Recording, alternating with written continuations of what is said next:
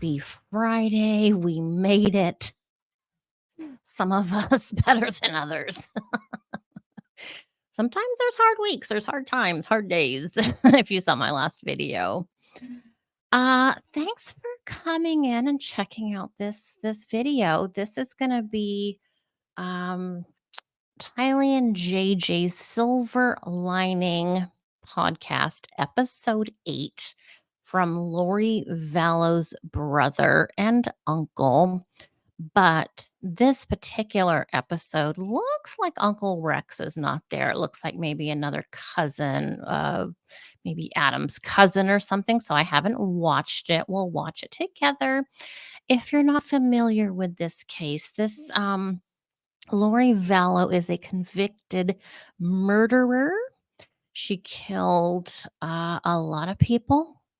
Her 2 kids, her husband, Charles, her current husband's wife, Tammy Daybell, and possibly some other people. So it's kind of an ongoing saga, but she has already been convicted of a couple of the murders.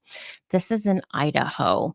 The other murder was in Arizona, so she'll be going down to Arizona for trial for the murder of her husband, who, by the way, her brother actually, Alex, killed her husband, admitted to it, shot him.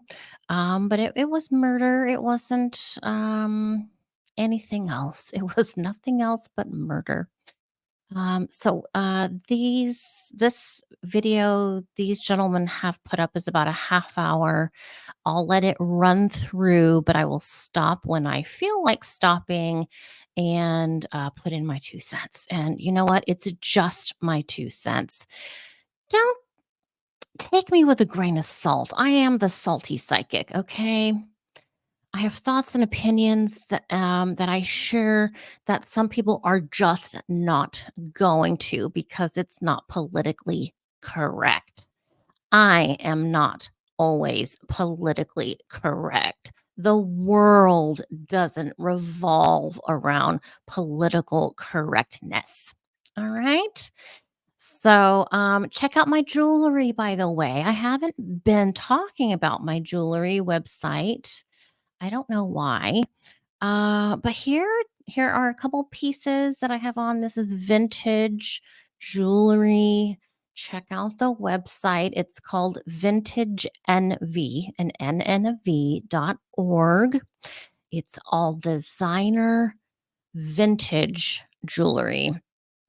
It's very cool to own a piece of history and kind of imagine who originally wore these pieces from the turn of the century in 1910, 1920, 1950, 1960s.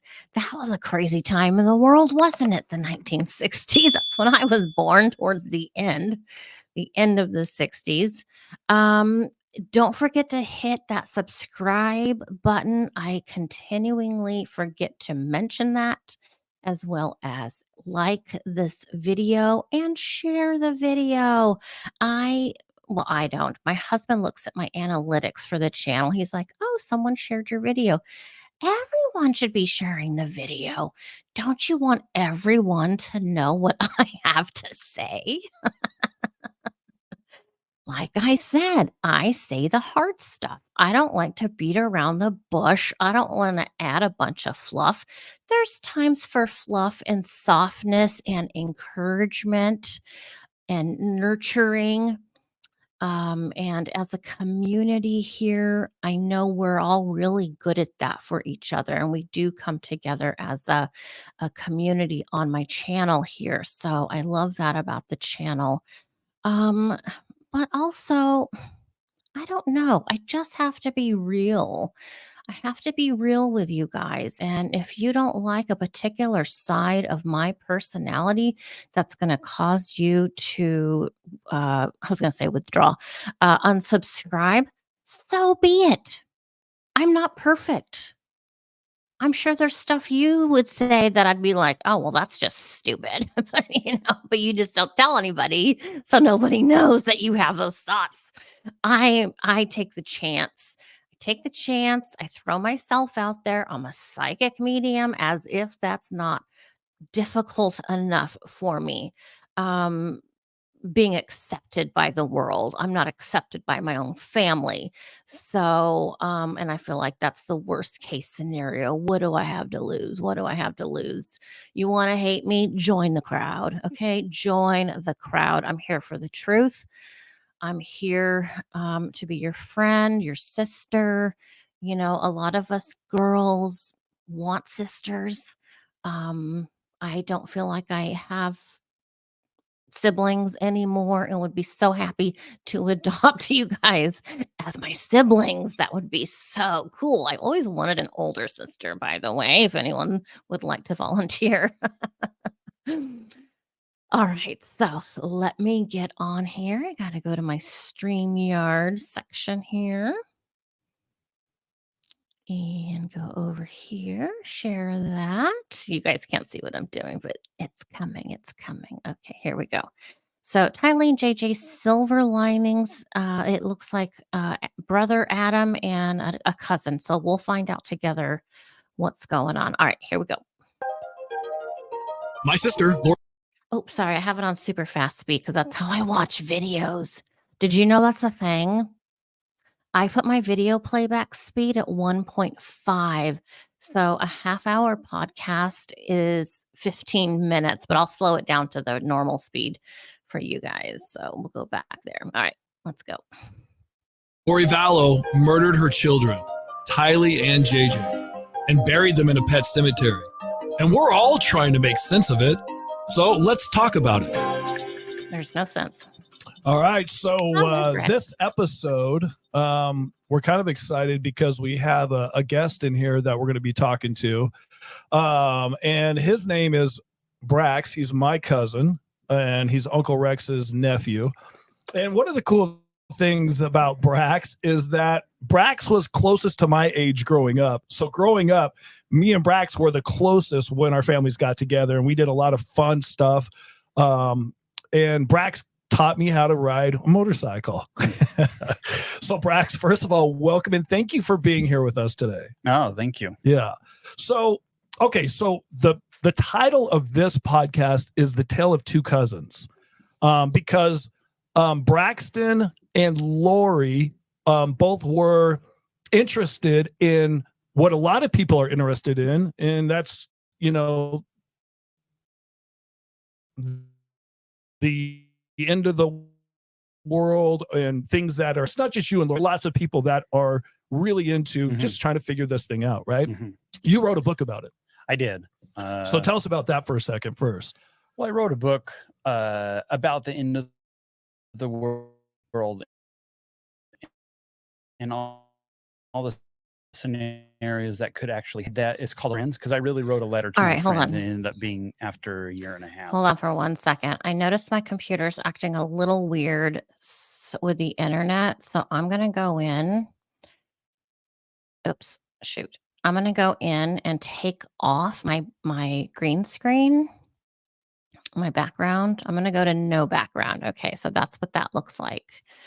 I don't know if that's causing this problem. I'm so frustrated, though, with trying to get this quality. This is so important. Okay, hold on 1 second. We're going to go back. All right. Add to stream. All right, let's try it now. Hopefully this is going to rectify the problem. All right, let's go. Thanks for your patience. And turned into a book. Yeah. So it was basically that. And from there, I did a show called Doomsday Prepper with National Geographic. I was season 2 on there. It's called Am I Nuts or Are You? And it was about prepping for the end of the world. Right. How me and my family did that. And from there, it just kind of continued on. Yeah. So so you are the only one between me, you, and Rex that have actually talked to Chad Daybell. So give us kind of a background of being a prepper and being prepared. There's a whole group called Prepared People or something, right? Which I've never went to. I got invited to go. I never went. But kind of give us a little bit of background about that, because Lori was into that as well. She was. Yeah. I was totally into Julie Rowe, all these books. Lori and I actually talked a lot about it because she was a prepper. So I'd tell her about books to read, and she'd tell me about books to read. Yeah. So I was really into Julie Rowe as she was, and the publishing company was Chad's company. The first time I met him was he was just a publisher. So, and he had a couple books. I went up to Idaho. Julie Rowe was doing a conference there. So I went up there and watched that. That's where I met Chad for the first time. We weren't introduced to each other. I just went up there to talk to Julie Rowe, have her sign my book. He was standing there. I actually bought his books. He has 3 of them, and I still have them at home. I read, I think, half the first one, and it was not good. Not for you? It wasn't good. Yeah, I never read any of them. I asked my mom. She thought it was his book was terrible. It was terrible. I didn't even finish it. Rex, have you read any of his books? Have not. You haven't? Okay. So, but to me, it was cool. He was just a publisher. All these people that I was starting to be friends with, and talk to, all these other guys that have kind of famously made themselves into something, not just writing a book. And okay. So here, my question is about Julie Rowe first, because Rex and I have talked about her on this podcast before, just because people were fascinated. I remember Lori, before she met Chad, was talking to me about, you got to watch Julie Rowe's podcast or read her books or listen to this. And I was just like, I'm good. I always, extra church for me. I was like, no, I'm good.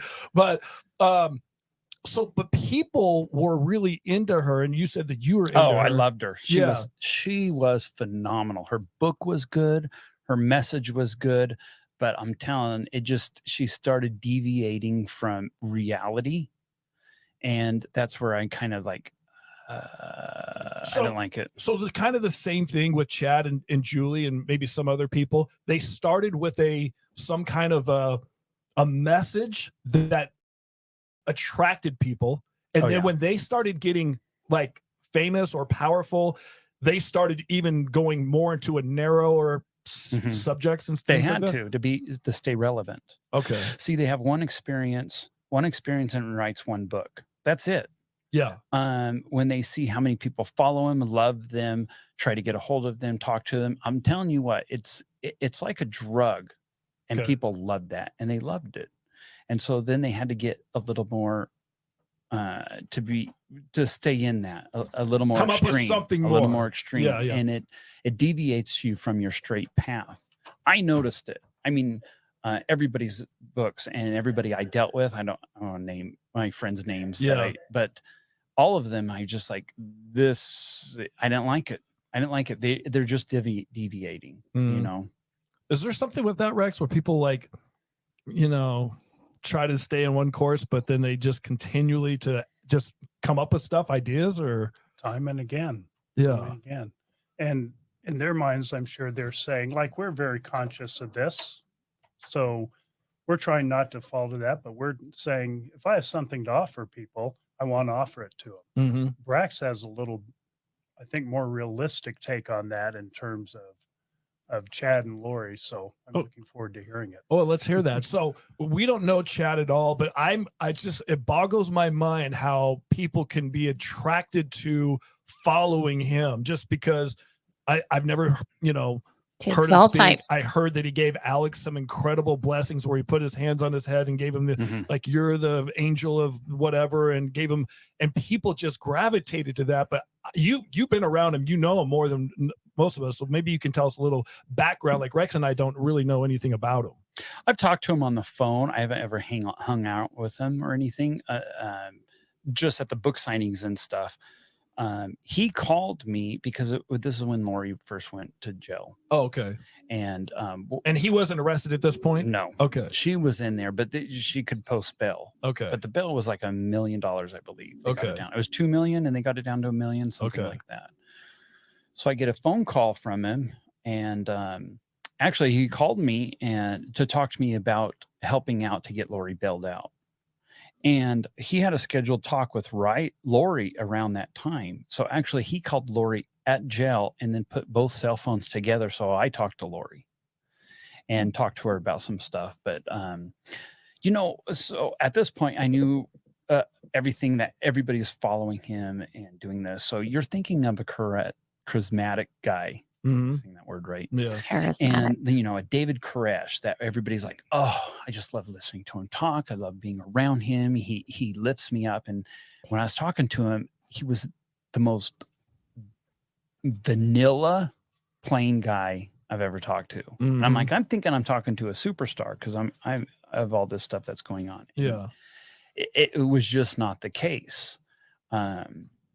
So after I talked to him, you know, he called me 2 more times. You know, we were talking about money and stuff, and I was even kind of floating the idea. And he's explaining how I put up my house. I'm not going to lose my house. I just put it up, and Lori won't run, and she just goes to court, and then you just rip up the papers that they don't own your house anymore. And I'm like, Chad, that's my biggest investment. That's a lot. And I'd have to babysit Lori. Well, can I even go back for a second? Because when Lori was taken to jail, is because she wouldn't tell anybody where her kids were. What were you thinking that where the kids were? Where were your thoughts about that? So the very beginning of this, you know, through the family, I heard Lori was hiding them from like Kay's family was coming. I heard the same thing because you know, Lori, after Charles's passing, you know, they wanted the kids back or taking the kids back. That's what I was told. And I'm like, oh, okay. And I'm hiding them so they don't. And I'm like, okay. Right at first, I'm like, okay, that sounds plausible. Okay. But after a certain amount of time, like a couple more weeks, I'm like, no. Yeah. Now, you know, TYLEE, all right. Yeah. And that kid is she'll let you have it. The loudest. Yeah. You know, a teenager. Yeah. It's not bad. She's just the loudest pronounced kid in the room. And I'm like, there's no way that girl is quiet this long. Yeah. Even to protect JJ. Right. You know, she's just not. And so I'm just like, after a couple of weeks, I'm just like, this isn't right. Yeah. You know, something's up. So Chad is asking you for money to get Lori out of jail and wants you to call people and get money and that kind of stuff to post bail for her. After I told Chad, I'm like, no, that my biggest asset is my house. I'm not going to do that. Right. And then he called me again and to talk about one of our uncles in Texas. Now, why did he feel free to call you? Did Lori say call Brax? Yeah, Lori's telling him to call him. And you've really only met him at bookings and book signings and stuff like that. He wouldn't have never have known me, like saw me and said, oh yeah, I remember you, Brax. You know, it's just book one of signing. Those, it's okay. 1,000 people there. Gotcha. What else, Rex? What were you thinking about asking? Was there something more to this story that you were thinking? Yeah, so pick it up from there as far as how you felt Chad and Lori got together and why they kept going the path that they went versus where you went with all of this. Oh, before they got arrested. Yes. So let's go back to before Lori was arrested and before the kids were missing. Did you know that Lori and Chad, before they got married, like I had no clue that Lori was seeing Chad? No, I had no idea either. Okay. I was floored when I found out. Yeah. I'm like, Chad Daybell? Right. Like, no. Yeah. Because I just knew him as the publisher. Yeah. And his 3 sucky books. Yeah. That's all I knew. Right. Yeah. And so, I was floored when I found out about that. So Rex was asking, so before this, when you found out, so you're talking about what, after they got married or when they got together, looking back on it now, what's your perspective on what happened when they got together? Lori and Chad got together? I think everybody has asked me, a lot of people have asked me, and the family has asked me, you know, why those two were destructive. I'm like, if you separate those two, they were perfectly harmless. And a lot of people have said that. The thing is, and Lori is stunning. I mean, she's a beautiful woman, but if you're hanging out with her, she makes you feel good. She looks good. She has an energy. She's a stunning woman. You know, you don't see that with her in jail, but you know, outside of jail, she's awesome. So I know Chad saw, you know, and she was interested in him. He had nothing to offer. he wasn't a writer. He didn't know anything later. I mean, he told her that everything was true to try to make him look better. Mm-hmm. But so he had to have something to keep her interest. You know, that's like a supermodel. That's like a supermodel coming and talking to me. I got to make myself look better. Yeah. I have nothing else to offer. Right. And so I think he just went off the total deep end and about the end of the world and stuff. Now you got to understand, people that are prep like me, you spend hundreds of thousands of dollars. You think about every contingency. This is a lot of people, it controls their life. And I never control my life. I'm just way, way, way into it.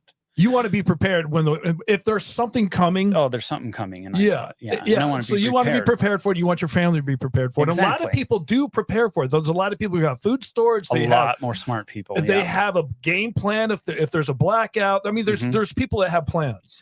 Okay, so Lori's always had a plan. But think about this. She's had a plan for this for years and years and years.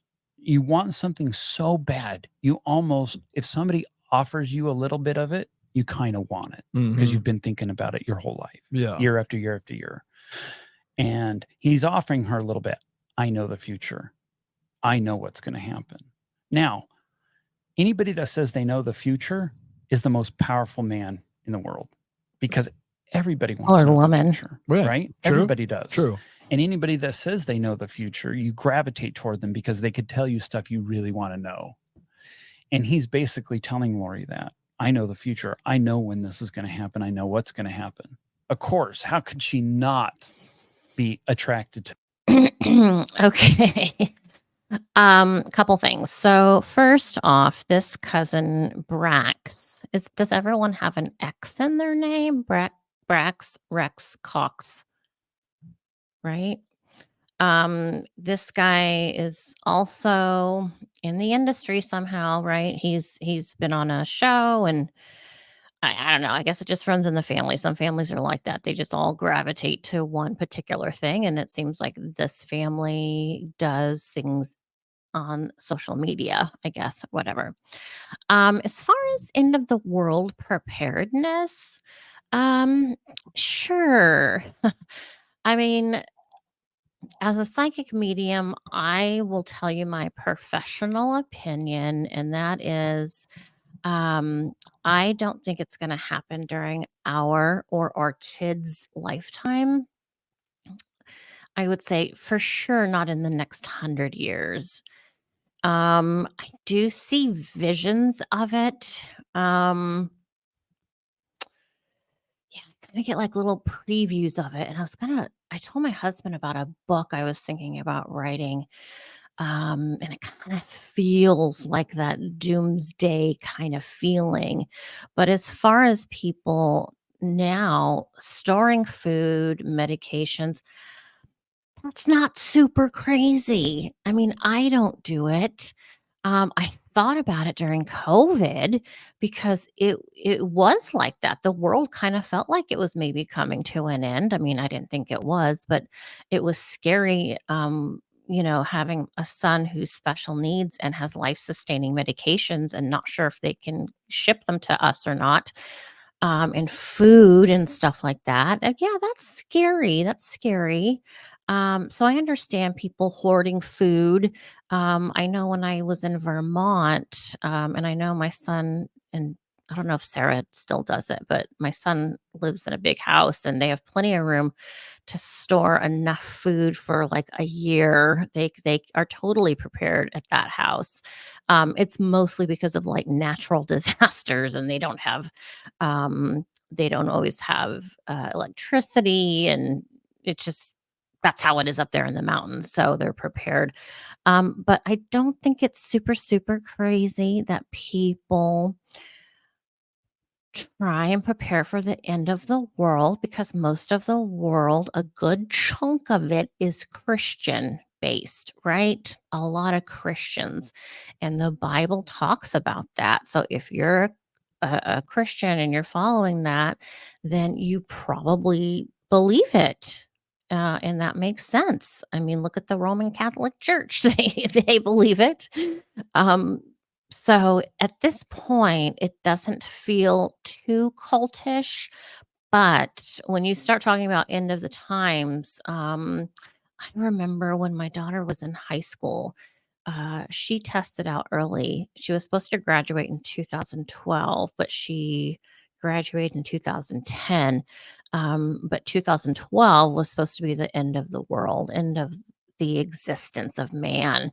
So people throw that out there, and people will continue to throw it out there because we've been shoved down our throats that it's going to happen.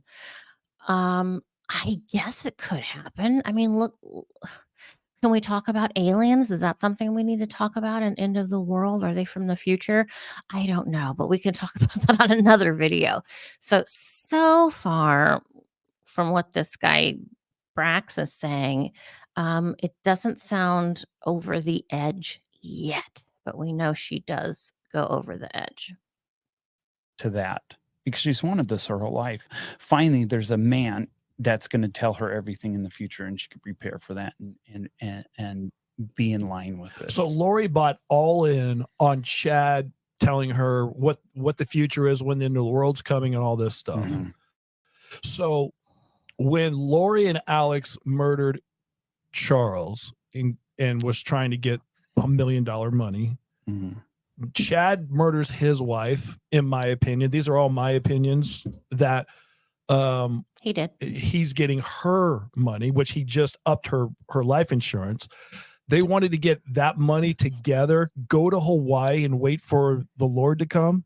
Was that do you think that was the plan, that Chad's like, look, he's going to be here July 31st and we are going to be in Hawaii waiting Even this for him? guy's Or laughing. is Even there any this truth to cousin is laughing at it. we're the two chosen one to collect 144,000 people Mm-hmm. for the Lord, and we're trying to get as many people in this group as possible? Do you know more about that than I do? No, I always wondered if I was on that list. I just hope I am. I hope they put me. Yeah, You wanted to be part of that? I'm like, I hope Lori put me on that list. Well, you still want to be on the dark list. I know that. Yeah. The Chad's dark and light list on his computer. Who's light and who's dark, and who's a zombie. Crazy. But like Yeah. I said, he had to keep up the stigma of he's the great all-knowing guy, because he's got basically a supermodel to him. It's Lori is a supermodel. Yeah. He wants to keep that. So I'm just trying to figure out, when it comes to what we know why you think Lori was attracted to Chad or went with Chad, because a lot of people are saying, why in the world is that happening? How could he do it? You did a great job of explaining that.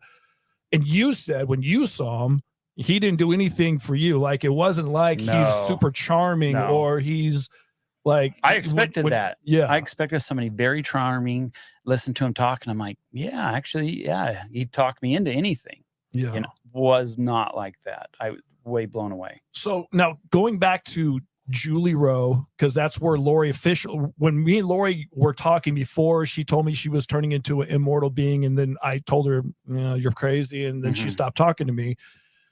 When that happens with following Julie Rowe, what was Julie Rowe saying? Like, there's a call outs and those kinds of things, and that's what attracted Lori, because she wanted. Is there a bunch of people that want to know when then the world is? Like, they think that they know, or they just want. Okay, so Lori's saying she's now an immortal being. Well, has that been taken out of context? Because our souls are immortal. Our souls are energy. We can never be destroyed. Our bodies, yes, obviously, our bodies are destroying themselves every second of every day. We're heading towards the end. So I don't know the context in which, and I've heard Adam say before about Lori saying she's immortal. So was she saying that Lori Vallow's immortal, or that her soul is immortal? So as much as I hate to give benefit of the doubt or any sort of credit, I would like to know that answer. Want to find people that have the same common interest? Yeah, I think we all want to know the future like that, because we know the whole world's going to be devastated in the second coming of the Lord. You know, the Bible talks about it. It's horrific. Everybody wants it to hurry up and be here, but it's going to be so horrific. when it's here, you're not going to want it. Be part You're of talking 7 years of tribulation before Christ comes, 3.5 years of tribulation, 3.5 years of great tribulation. This is the book of Revelations. And then in the 3.5 years of great tribulation is the Antichrist rule and reigning the earth. If there's going to be only 144,000 to meet Christ, that means in that 3.5 years, 7.5 million people a day have to die for 3.5 years to have 144,000 left on this earth. That's a horrific time. So everybody wants to know the future and be prepared for that. But Julie Rose, that she was the first part. Well, here's the thing with Julie Rowe. Julie Rowe talked about that. What really got Lori into the transitioning and beings and having a power and you not need to eat anymore because you're celestial, that's from another book. That's the is it Julie Rowe book? Is that where she got that from? No. A Chad book? Or somebody different? Yeah, that's another book. Okay. It's skipping my mind right now. Visions of Glory. Visions of Glory. Visions of Glory. Yeah, okay. that's where she got that book from. All Okay. that stuff from. Okay. Not Julie Rowe. Okay, so Lori reading several different books and listening to several different podcasts probably had a ton of things in her head. Yeah, she's got pieces of every book and she's kind of put it together for her own. She has her own thing. And then and Rex and I talked about this too, that Lori by herself would have constantly went on of just like trying to predict the end of the world and stuff. But when she met Chad, and Chad then took it into the next level of gave her some promises of there's dark spirits, there's there's zombies, and we got to get rid of these. So what do you know about that? Getting rid of zombies, killing people, like where Alex went on this killing spree with Chad, and what do you know anything? That's 100% Chad, because I've read every end of the world book. Everybody that's had a dream or a vision or anything, whether I believe it or not, I've read it because I've enjoyed it. Yeah. Nothing like that says anything about that. I think that's 100% him making it up. Okay, now let's go to you and Lori both were kind of in the same situation where you both were interested in this. And as Rex would say, you both took different paths because obviously you weren't part of Lori and Chad and Alex's situation. No. Okay. When did so the decision making, there had to have been a time where you decided something was not right, or how deep does it go, or did you go, or what did you believe? Or I'm very rational, and especially my wife keeps me down on that. I get a little crazy with food storage and prepping and everything, and she's kind of like my anchor holding me down. Yeah. But as a human being what's right and wrong, and just some of the stuff they were saying, I'm like, that doesn't sound right to me. Everything in the second coming is about Jesus Christ, and it's not bad stuff. I mean, it's a time to glorify his return. And they're kind of went off the little edge and started getting a little bit darker, and you could recognize that pretty fast, pretty easy. I know Lori that recognized it until she got with Chad, and he had to have, I don't know this for sure, but he had to have started promising her a little bit more. To keep her around, like a little more of, I know this in the future. I know this. I know this. It makes sense to me what you're saying. It makes sense. Like it goes hand in hand of people are just trying to figure out how in the world did Lori and Alex follow Chad? And you're telling us that he probably just kept going deeper and deeper and deeper and deeper. He had to keep making things up to keep her interest in this whole thing. Yeah. Now, Lori's had a rough life. You know this. Yeah. I mean, really rough. So when somebody points out a glorious end to your life, you like that. Alex is the same way. He's promised by this guy who he thinks is above him. Like, look, he wrote a book. Oh, well, geez, that's. Well, did they think that he was like even higher? Like, did Chad? They had to have. Chad proclaim like he was higher than Jesus or something like that, or something? I don't know if he was higher. If I ever heard that, definitely had a power of giving blessings, and they wanted to believe that so much that they kind of let themselves believe that. Just because they wanted it so bad. Like I said, when you prepare for something and spend thousands of dollars and years and years and years and think about it all the time, and I do I do. I just don't let it consume me. Right. Some people let it consume them, and when then somebody tells them, "Hey, I know a little bit more." Yeah. Like Lori read every book. Like we'd call each other and say, "Hey, have you read this book? Have you read this book?" When we did that in 2017, I spent a week there in Hawaii. My wife and I, Carrot, we stayed at their house, and for the whole week, and it was nothing but prepper talk the whole week. Like we loved it. Yeah. But this is in 17. It wasn't anything then. She didn't know Chad or No. any of that. No, this is all after. So at some point, Chad had Zulema believe that she can change the weather. Yeah. Like how does crazy to me. So that is the craziest thing I've ever heard. When I heard that, and I'm like, "Are you kidding me?" But she wants it so bad that she just believed it. But once listen, I can understand someone trying to tell you something and you wanting to believe it. But if somebody told me you can create a tornado and start a tornado somewhere, you're in charge of weather, and I'm like, okay, tornado. We're like, how do you as a person know you can't do that? Well, one of the texts between Chad and her was they were tracking Brandon.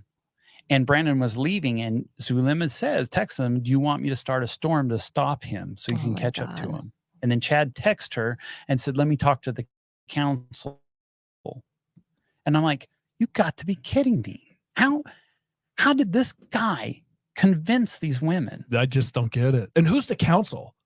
I think it's somebody in heaven. It was heaven. So he's saying that he's talking to the council in heaven. Right. Then they'll tell him, and then he'll tell like he's the prophet. Yeah, or he's okay. the prophet. Oh, he's a psychic medium. Rex, you got to say something because I always go off on deep ends because I'm just like consumed by. Well, this is the deep end. This is beyond reason, and I love the way Brax said it. He just knew his conscience was telling him that's not right. I mean, that's common sense saying that stuff's not right. Chad's just making stuff up to get people. I don't know if they're weak-minded. I don't know what a good description of that is, but to get people what they want so they'll follow him and give him power. And once someone has power, we all know the saying, power corrupts. Oh, yeah. Is he going to give that power back once he gets it? No, he has it now, and he has all these people in control. You know, if they didn't kill the kids, kill Charles, he would still probably have power over them, you know. But he wouldn't have money. No, it's just like a 50-year-old big-bellied single guy, a 35 very attractive woman, goes out with him. He's got to continue the lie of, "Hey, I got money. My Porsche's in the shop." He's got to keep that lie up to try and keep her. And I think it's kind of the same thing with Chad. So Chad, like, I just don't understand why the kids had to die. Money.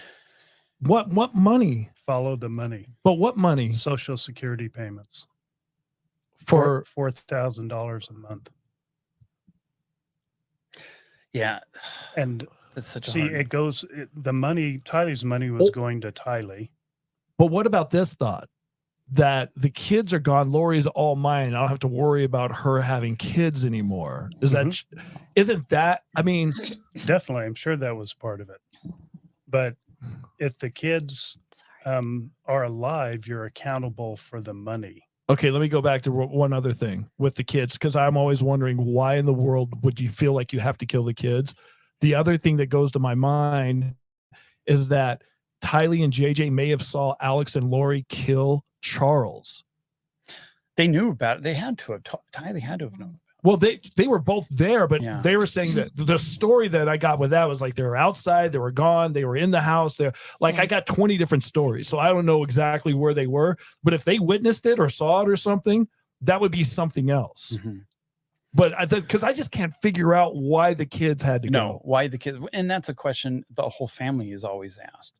I remember when I was in Hawaii, we were talking about it one time, and I'm like, Lori, during the second coming, Hawaii is like the worst place to be. You're on a volcano, and it's going to just wipe the whole islands out. And I remember she said, "I know, me and the kids are going to get in a car, and we're driving right into the lava because I don't want to deal with it." And that didn't stick out into me. Like, that didn't like throw a flag or anything. A lot of people say that. I don't want to deal with the heartache. We'll just do it. And she wanted to protect the kids from all the bad stuff that's going to happen. I get that. She's a mom, and she's a phenomenal mom, and she's a phenomenal Yeah, she was mother. great. And but she wanted to protect her kids from that. So when she killed the kids, I sat there and thought, well, is she think she's protecting them from the end of the world? Because remember, the end of the world starts around September, October. Yeah. Right. And that's what they thought. That's what, yeah. So did Lori think, hey, I want to protect my kids because they're going to die anyways? That is a valid thing that may have been going through Lori's head as well. So because we've heard her, want the best for her kids or not have them to suffer or whatever. Right. It and is. so that's the only thing I could have thought of, I'm going to protect. So let's remember, we're talking about warped thinking here. Yeah. Let's acknowledge that right off. No That's doubt. not a rational process that goes through a parent's head. No. I want to protect them from pain, so I'm going to drive them in lava. Right. We aren't talking about someone that's rational or rational thought that everyone has. No. So, okay. So we're running out of time. I'm just trying to think with the situation with Chad and Lori, if there's any other insight that we may have missed, or is there any other questions that we have for Braxton while we have him on? Anything, Brax, that we should have asked you about, insight that you had about that? I think we cleared on all that stuff. I mean, it's just the answer why with the kids is our biggest question. That's the only thing I could rationally think of. I want to protect my kids from going through all that heartache. Now, Charles was in the way. I understand that. That's why he went. And Chad's wife, she was in the way, but the kids weren't. Yeah. So they weren't in the way. Well, they were in the way, meaning they would have to care for them if they were around. Yeah. And they could do that. I mean, in the way of them being together, the kids weren't in the way. And JJ. Yeah, same. And so I just think Lori's mind at that time was, I want to protect them from the horrible of the end of the world. It's interesting to hear that. It is, because there's so many different things, and none of us are in Lori's head, so we don't know what she was thinking. I don't know if we ever will get that answer. Right. Hopefully one day we will. And let's not misconstrue that to say that there's any justification for what she did. No matter what she was thinking. It was just pure evil. Yeah. Well said. Yeah, Thanks. That's true. Thank you, Brax, for being here with us. Thanks, guys. We'll see you guys on the next episode coming up with us. Wowza. That is just, it's sorry. It's just crazy. Let me get rid of this. Remove. Okay, there we go. Yeah, I mean, I talk about our inner caveman a little bit here and there as far as human behavior and why sometimes we do things we do. And I could see some caveman behavior in trying to protect your loved ones for the end times by storing food. But it's like, that's just the tip of the iceberg with these people. And I think this cousin, how do I say this? I feel like he's a little cultish myself. I feel like he is. But these people think they're absolutely normal. And a lot of this normal stuff they do and they think is not normal at all. And that's because, in my opinion, these guys are in cults already. They are. Their particular religion is considered a cult. I'm sorry, it is. Okay, well, that was interesting to hear someone else's perspective and his interaction with Chad. 50-year-old, big-bellied, broke man. Okay, well, that's a good description of Chad. Oh my goodness. Okay, well, I guess that's it for this video. I hope this video turned out okay. I saw a little glitch towards the end here. I apologize. I'm trying to give you guys quality. I am continuing to try and improve everything. I put on makeup for you today. It's shocking how much better I look with makeup. Oh God. I'm sorry I come on here with crap. Just my crappy face.